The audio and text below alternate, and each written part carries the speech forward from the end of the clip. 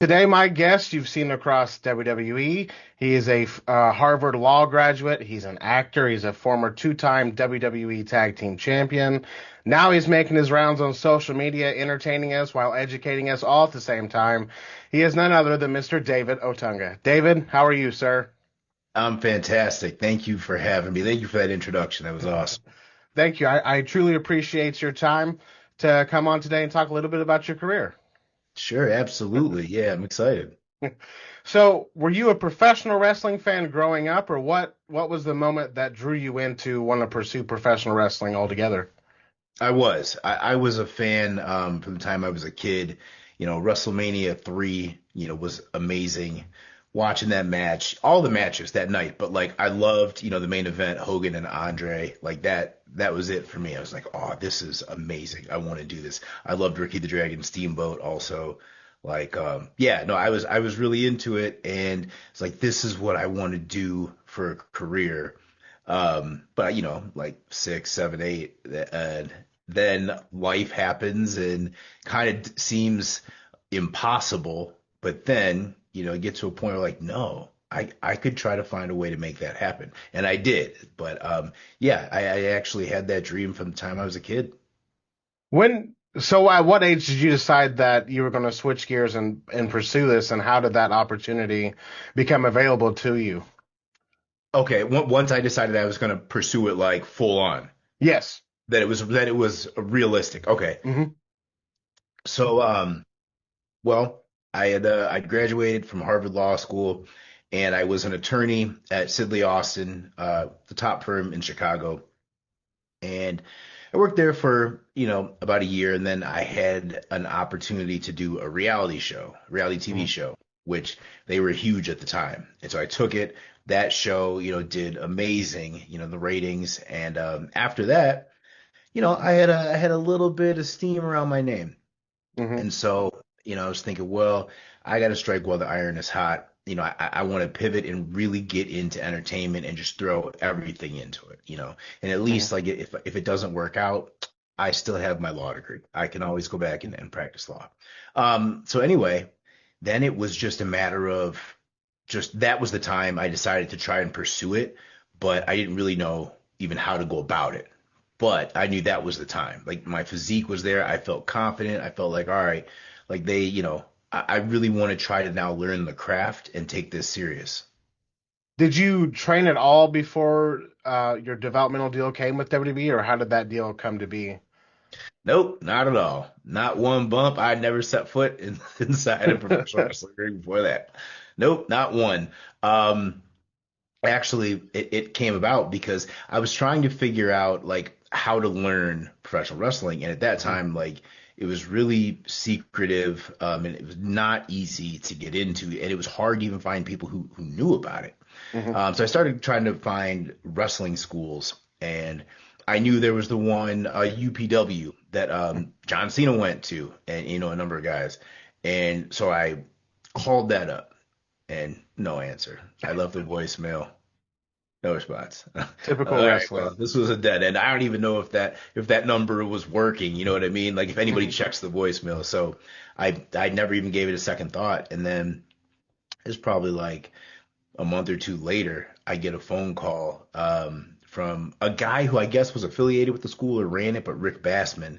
And he calls me up, and somehow he's connected with or he scouted with or he needs to scout talent for this reality show coming up. He's part of casting, and it's Hulk Hogan's reality wrestling something. I don't know what it is. Anyway, he calls me up and he asks me if I would be interested in being on it because he knows I'm from the reality show. And I'm like, yeah, yeah, yeah. Because I'm thinking, oh man, if I can get on this show, this is Hmm. my foot in the door with wrestling. I can try and parlay this into at least like an audition or something. Um, so then he calls me back a few days later and tells me, I'm sorry, but they cast somebody else in that spot. Sorry. So I'm devastated because Hmm. this is what I was gonna do. This was gonna be my way in. And now I have to figure another way out. But then he goes, wait a minute, have you ever thought about trying out for WWE? I'm like, what? Yeah, man, that's what I want to do. That's why I was going to do your show. Yeah. And he's like, oh, you don't need this show for that. He goes, I can just get you an audition. He's like, yeah, I can set you up with an audition for them. I was like, really? And he's like, yeah. And I was, whoa, hold on. I gotta tell you something. I don't have any wrestling experience, like at all. And he's like, no, that's okay. That's okay. And he's like, trust me, they'll be interested in you. He's like, with your look, your story, you're a Harvard lawyer. He's like, they'll be interested. So I was like, I don't know, man, but they were, and sure enough, like they booked travel for me and had me fly to a SmackDown taping in Houston, Texas, and so I met Talent Relations the first time, and then they decided to offer me a tryout at FCW, so I went down there, and then after that, they decided to offer me a developmental contract. So that was the journey in. So what was your first impressions of WWE developmental at that? Because at that time, we're not talking Performance Center, we're talking warehouse on Dale Mabry in the Tampa Heat, you Yeah. know. So it's a completely different atmosphere than what I think than a Yes. lot of what people would think that a developmental deal would be. Yeah. I didn't know what I was getting into. I turned up to this place. It's exactly what you said. It is a warehouse, and the heat and humidity in Tampa. Not only that, this place is painted black paint, like, and then with like yellow accents. Mm-hmm. Like, all right, it just was such a weird place, and you go in there and it's hot. There's three wrestling rings jammed like next to each other in this one room, just crammed in there. All these guys like lying in the walls, and then you have Steve Kern, Dr. Tom Pritchard, and Dusty Rhodes Mm-hmm. just chilling in there. Like what in this where am I? What is going on? And then man, such a talented like group of guys I was in there with, like future superstars. Mm-hmm. Sheamus was in there, Drew McIntyre, Wade Barrett. Yeah, it's wild. So how do you feel your tryout went, and was there any because you didn't have a wrestling background, were you welcomed? Did you feel during that tryout? Well, you know what? It was interesting for me because um, I was definitely welcome. Most Mm-hmm. people in having been there, I see that it doesn't always go that way, Mm-hmm. but like I was welcomed, and the guys there knew I had no experience. They literally saw me take my first bumps and run the ropes the first time. So they understood, but they were behind me. And I think probably because it was just I was genuine, and like, Mm-hmm. they knew, a number of them knew who I was from the TV show. And if they didn't at first, they knew by the end of the time I was there for my tryout. But also it was one of those things where I think they respected it, that, I didn't have to be there, but this is something Mm-hmm. I wanted to do. And, I was there trying to just get in and work with them. I wasn't getting special treatment because I had a name or anything like Mm-hmm. that. Not at all. So I mean, you have to respect that. I'm just like, Mm-hmm. however I got through the door, I got through the door. And now we're at the same spot, and I'm trying to make it and learn from you guys. Was there anything that was harder for you or that came easy during your tryout or getting into professional wrestling? Yeah, I think it's interesting just because of my unique background. Like a lot of things were harder that I assume professional wrestling is a unique place, and it Mm-hmm. has its own unique rules that sometimes defy logic, sense, and reasoning. But that's just because that's what it is. I'm a very logical person. I came from the legal world where we're all about logic, sense, Mm-hmm. reasoning. And so, you know, up is up, down is down. Professional wrestling, up ain't always up. You know what I mean? Might be Mm-hmm. sideways, might be diagonal. I don't know. So things like that, where like there's, just having to learn little traditions, and then like you can get heat for anything. So then having to learn about the boys are that's the first thing, because like I walk in there, I'm a pretty optimistic, happy guy, like and very confident. But then like these guys at FCW, like they're worry warts. Like they're terrified of everything, but they're terrified of something called heat. What? Mm-hmm. Oh, you can get heat for that. Oh, be careful. So and so's got heat. What is that? All right. Heat, if you don't know, it's not good. It's like when people have a negative impression of you, they're upset with you, or I don't know, but you can get it for anything. You don't shake somebody's hand. Shake Mm-hmm. everybody's hand. Somebody was in the bathroom, you miss them. Oh, he didn't shake my hand when he came in. What? It's got heat. People have been fired for not shaking hands. I'm serious, or missing the right hands. And then it's a whole mind thing, man, because like you have vets who purposely like when you make it to the main roster, they'll try to avoid you. They know you have to shake their hand, and they'll be Hmm. all weird about it and make it a whole game. You got to pursue them, like it's crazy, it's crazy. But when it came time to like memorize like promos and large amounts of written text and things like that. Anything like, with words, anything that was closely related to school. I mean, I smoked it. I could do it in my sleep. And so I Hmm. was yards, beyond and ahead of everybody else like with that. But they don't really put a premium on that there.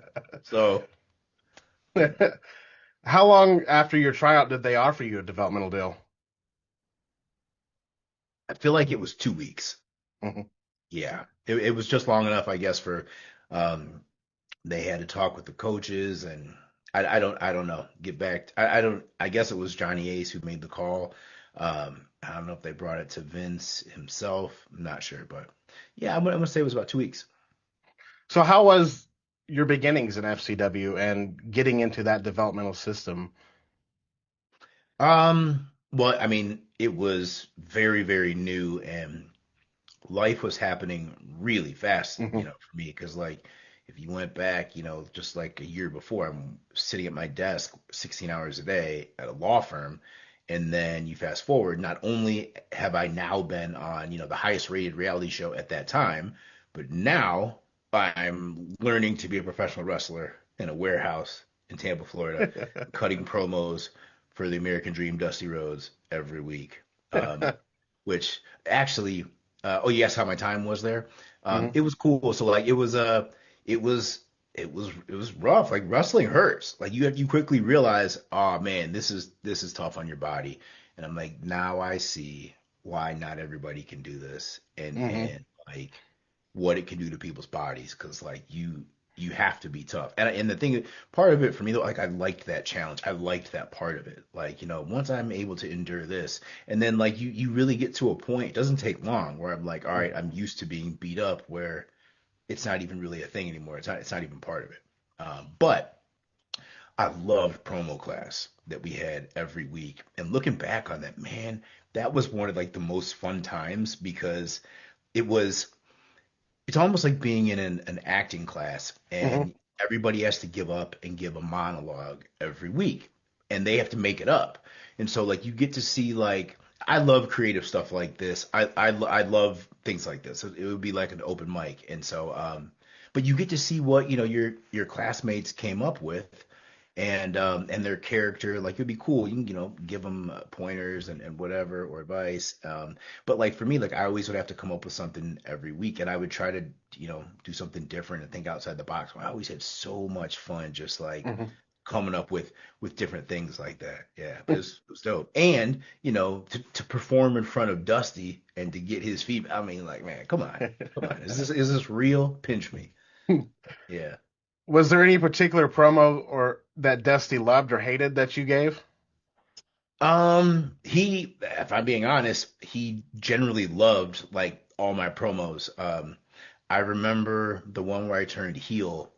It was interesting because it took a few promos. So what happened was I, was a baby face and I kind of was getting tired of the baby face promos. And so I did something where I was like, it was like a parody character. Like I did this one week and it was different from what I normally do. I thought it was great. And nobody said it was bad, certainly, but it didn't get the usual praise my promos get. It got, all right, smattering of applause instead of like, oh man, that was great.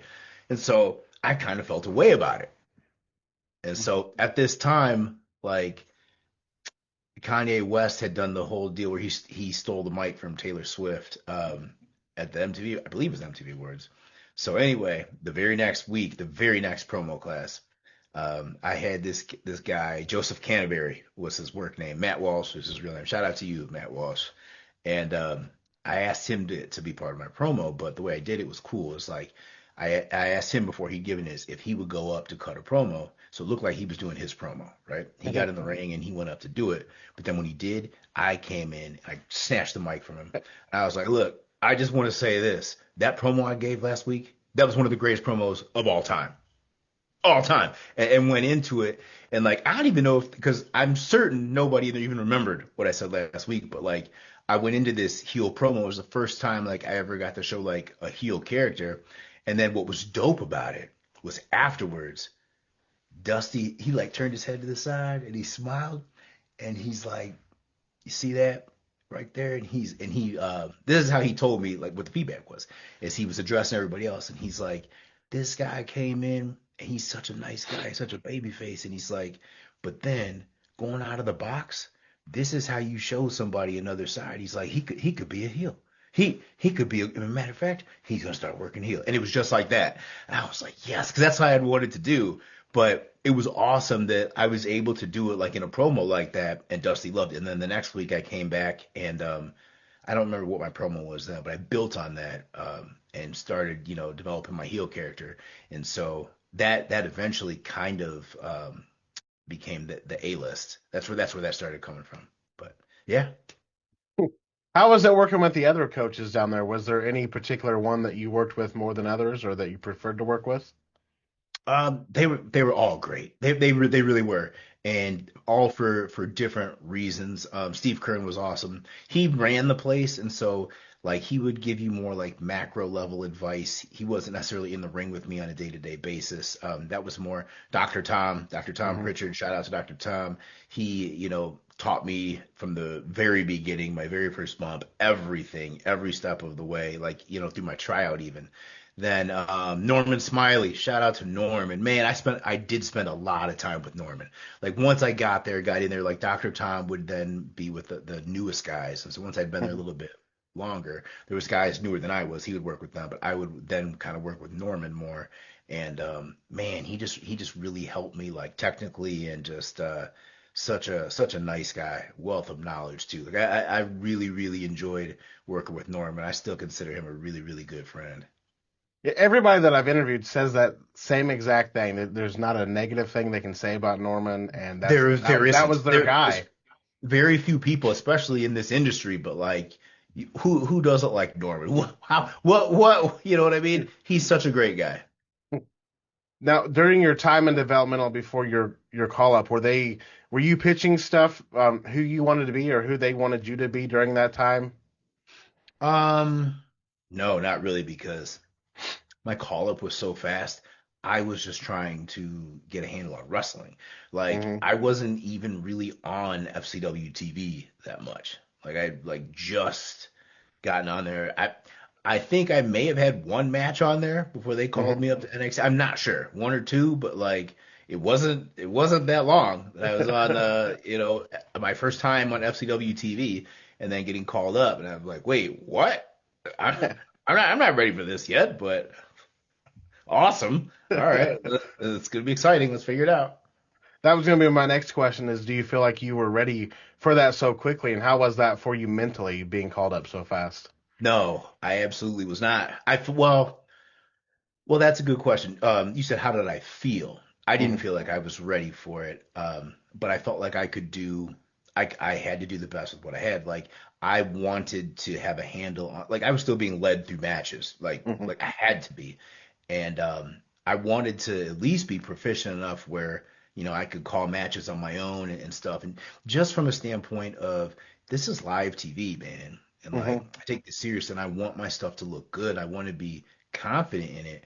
Whereas like, they're sending me out there, and I don't even really feel like I have a full bag of moves, like Hmm. move set in my arsenal. Like I haven't been doing this long enough. And then like when people call certain moves, I might not know how to take that. Yeah, I may have never done that. Like I've said this before, like I had a match with Edge in the main event on Hmm. SmackDown. He was trying to call simple stuff. He, called a simple back body drop. I had to tell him, excuse me, Adam, I've never taken, I just want to let you know, I've never ever taken one of those. Because Steve Keirn decided that, we didn't need to learn that necessarily anymore. It's kind of outdated. I said, I have seen it done. I will gladly try it out there if you want, but I've never taken it. I don't know how it'll look. And he was like, whoa. And him and Michael Hayes, they looked at each other, and then they were like, wait, you're serious? I'm like, yeah. And he's like, well, first of all, that was very professional for telling thank you for that. He was like, Hmm. we don't have to do that. We'll do something else. But like, I'm sure that I know that like was surprising to them. And man, I can't even imagine like Edge, he's one of the greatest of all time. And Hmm. he's working with a guy who's so green, who's never taken a back body drop. Like, I was so embarrassed for myself, but like, there's nothing I could do. This is the Hmm. situation I was in. I was put in a very difficult position, and I'm happy I made what I did with it, but it was stressful just for that because like I'm the type of person where I like to be prepared for things. Like I prepare, I practice, I train, and I don't do something until I feel like I'm ready for it. But this was a case where Hmm. I didn't have that. Like they felt I was ready just from what, and you know what? Here's the thing too. I didn't understand. I didn't look at the business from this aspect, and I don't think everybody does. But I learned that on a high level, they look at it like this, in that it's your entertainment value and character. It's not your moves in the ring. It Hmm. is That's way less important than you think because my career proved that. Whereas like, I was green my whole time, and got better and stuff, but like I was always on TV consistently and in important spots and matches, but mostly just because of my character and Hmm. talking, or even if it was like short matches and stuff. And my win-loss record clearly didn't matter because I think I have a 98% losing record or something like that. I have no idea. If I won, that was by mistake probably. I only have a couple victories. I beat Ezekiel Jackson twice, back to back. Shout out to my guy Zeke. Felt bad as my buddy, but hey man, I remember that. That was special.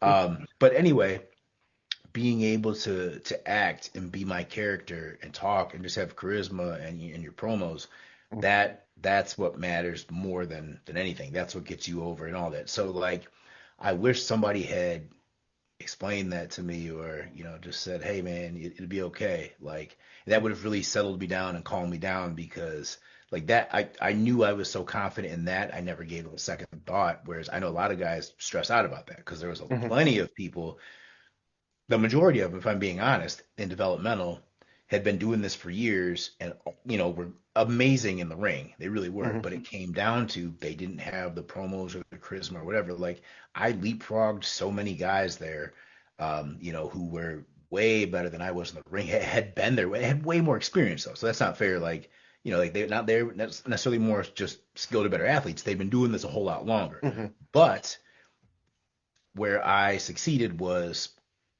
the acting, everything verbal, and just Hmm. portray everything other than a move set that I hadn't learned yet.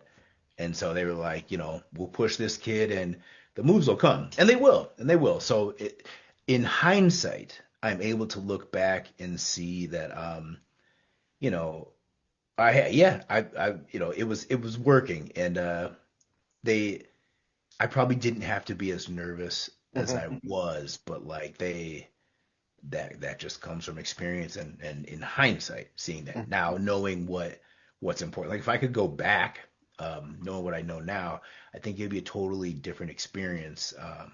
But I mean, like I've seen and learned so much, like been in production meetings and like see like how like I have a different view of it now, Hmm. almost more like a producer mindset. Like I know what's important in the matches, what's not, what talent worry about that really is not important and they shouldn't Hmm. take personally or whatever. Like, yeah, yeah. So you do NXT, and then how soon after did you know that the Nexus was going to happen, and did you have time to prepare for that? Or what was the plan? The original. Did they give you an original plan after NXT, or they're just like, "Hey, send this guy back up Brother, here." brother, they didn't give us any plans. You know why they didn't give us any plans? They didn't have any. The Nexus, that was an experiment. Like I've told this story a couple of times. We thought we were going to be fired that Hmm. day, but like because they said was, if you win NXT, you get a championship match. So we knew that person was good. I've been on a reality show, and I know the runner-up spot is good. I was runner-up, and so I was like, all right, probably I'm probably not going to be fired, but I'm going to be sent back to developmental. Hmm. And then, but I don't know, because also they were using me to sell the show, and it was like this was my opportunity, maybe, because they kind of made it like that too, where this is your opportunity. Either you hit it out of the park or you don't. And like I thought I was going to win NXT. When I didn't win it, I'm like, okay, all right. I thought we could be fired. I wasn't sure, but then I was also reading between the lines. It's something like Vince said, like I could see like he kind of was going to eventually turn me like babyface and go and feud with Wade, like to get my Hmm. lick back for him winning NXT. That was something that always like throughout my career I was always like, man, like I can't wait for them to go back to this. We never did, but anyway. But anyway, that day they call us into Vince's office, and this was like I think after doors open. It's like we didn't know why we were there, and we really thought we were going to be fired because all seven of us or eight of us were back, Hmm. and or no, it was yeah, it was eight of us then, and we didn't know why, so we thought they were gonna let us know, let us Hmm. down in a group setting, but they told us what the plan was, and we're gonna storm the ring. They handed out these armbands and said we were to attack like wild dogs, and they could not emphasize enough how it was. This is our only chance. If this doesn't look good, they did Hmm. say that then. Like it was, this is it for you guys. What? Like we're like I don't know if they said the words fired, but that's what Hmm. they were alluding to. They said it in so many different ways, and they said it a lot of different ways. But like that, like it was very clear. If this isn't good, that's it for you guys. So that was the thing is like it was very real for us because it Hmm. was real. We were literally fighting for our jobs out there. And so like that blurred the lines, and I think that's what made Nexus just so powerful and just so authentic. Hmm. And especially during that time, for like the casual wrestling fan that didn't know, that happened to a lot of talents. Like it was one and done. We've got five more in Yes. developmental. So there was a lot of people, I think, especially during your guys' time, that maybe with a second or third chance or a tweak on their gimmick, they would have done so much more. But it just seemed like that mindset at that time, outside looking in, was we've got five more if it doesn't work. And let me tell you what was terrifying. I'm throws two names out for you guys. There was in developmental, these were our friends, like guys that we knew. There was two guys who were vets when I got there. This happened to more than one person, but like I don't know if people remember Kazarni. Shout out to Hmm. Kazarni. I think his name was Sinbodi. And he was a vet when I got to FCW. And so like once he finally got on the main roster, he was over in FCW. I don't know if he was. He was, but like the coaches, like he was well respected, so it gave the feeling that like he was over. I, you know, but on TV on SmackDown, it just didn't work. It just didn't translate, and they gave him a Hmm. shot, and I don't know if it was 1 week, 2 weeks, but I couldn't believe it. They bounced him. He was back with it. Yep. Shout out to him, but he was understandably felt away about that, and then they bounced him out. Then there was another guy, Eric Escobar. He became FCW champion, and I remember, I remember, Dusty Rhodes was so high on him one time. Oh my gosh, listen to this. We had FCW TV, right? Eric, I think he might have already been the champion. I think he did like a 30-minute match. I don't know what it was, but he was in the main event. It was good. It was good, right? So after the show, they do our debriefing or whatever, our talent talk, and I remember Dusty was like, he was, you guys, I just want to say like how how grateful we should be that we have a champion like Eric Escobar, like that we were able to witness this match that he put on. This was the finest match I've ever seen in FCW history, and I'm like, what? 'Cause it's like it was good, but like the way he was going about, I'm like, did I miss something? And I'm like, oh my gosh, like it was it was good, but like it wasn't that. Like, man, I don't know. And then I'm like, and he's saying how Eric's getting called up. He's going up on the road. Like he was announcing it. Like I guess like I think he must have dropped the championship or something. And he's going up on the road the next week. Whatever it was. But like I was like, oh man. And Dusty was talking about him, like, oh, Eric is about to do huge things with the roster. Sure enough, they had like some storyline for him or whatever. I think he was with Vicky Guerrero. I don't know what happened. I'm pretty sure he was on one episode and they bounced him. Mhm. I could not believe it. I'm like, wait, Dusty just said this is the greatest talent we've ever had in FCW. He put on the greatest performance there ever was on FCW TV. Goes to the main roster once. Mhm. That's it. I could not, and then they released. I could not believe it. So just to this is supporting your point that like, yo, we thought we were going to be fired because Dusty loved my promos, but he Mhm. never said I had anywhere near one of the best matches in FCW history. So if this guy put on the best match in FCW history and then got bounced after one segment on SmackDown, what do you think they're going to do to me? Is there any particular moment during your main roster run that means most to you personally? Um, During my main roster. Ooh, let's see. That's tough. Well, I mean, there's plenty that mean something to me. I'm trying to think of one. I'll tell you one where I changed my character from the A-list to the lawyer gimmick, and I Hmm. did it by changing a promo on live TV where I didn't like the verbiage they call it. I didn't like the lines they gave me, and they wanted me to lean into bragging about who my fiance was, and this is something that they knew was a touchy spot with me because Hmm. I never wanted to do that. I always fought against this and refused to do it, but the Hmm. announcers to do it anyway. So this on this particular day, they gave me a promo, tried to make me say it. I said I was not going to say it. There was pushback, and so then I said, all right, fine, yeah, I'll say whatever you want.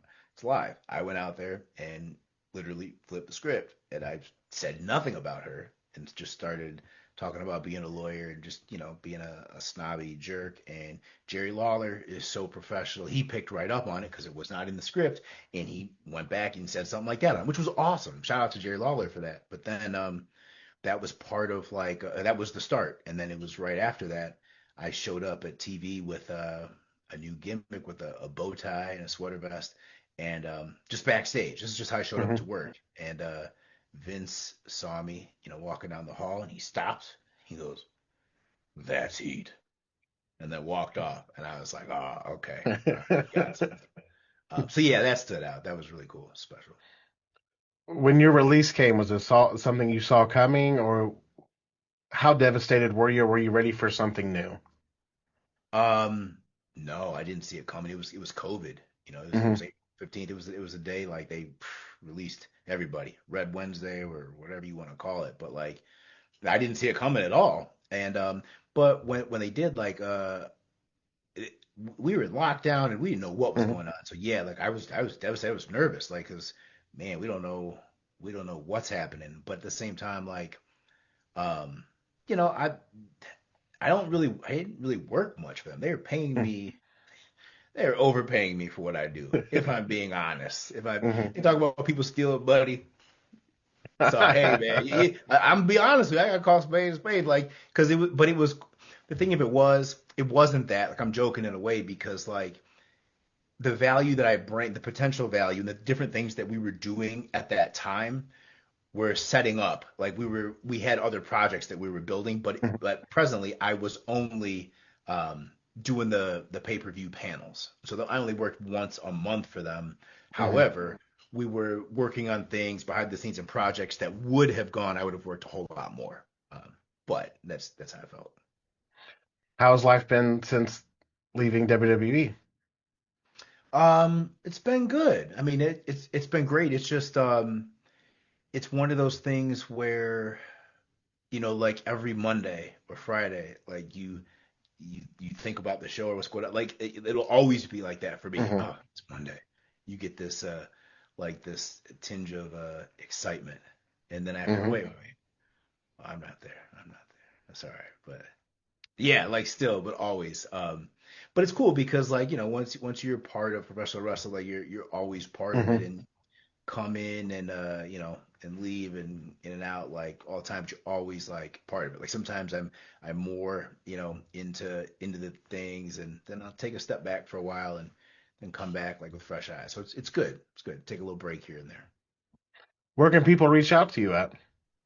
Man, go to my YouTube channel. Just go to davidotunga.com. That's where it'll take you right there. You find me. That's what I'm doing nowadays. And yeah, hit me there. Instagram at David Otunga, X, everything's at David Otunga. If you had any advice to give to anybody getting into professional wrestling, what would it be? You have to love it. Hmm. Absolutely love it. And be sure that you love it.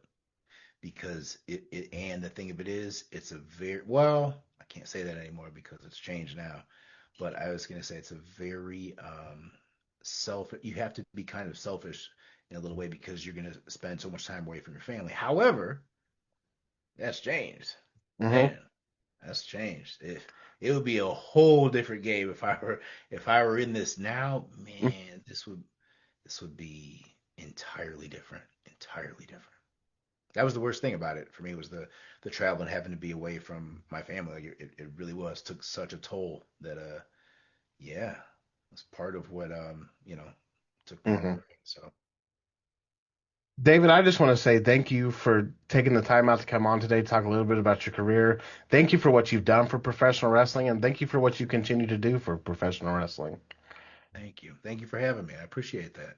You know, Appreciate that. if there's ever anything that I can do, please feel free to reach out. You got it. Thank you. Yeah, yeah, for sure. Thank you. Thank you very Thank much. thank you for your time today. Awesome. Take care.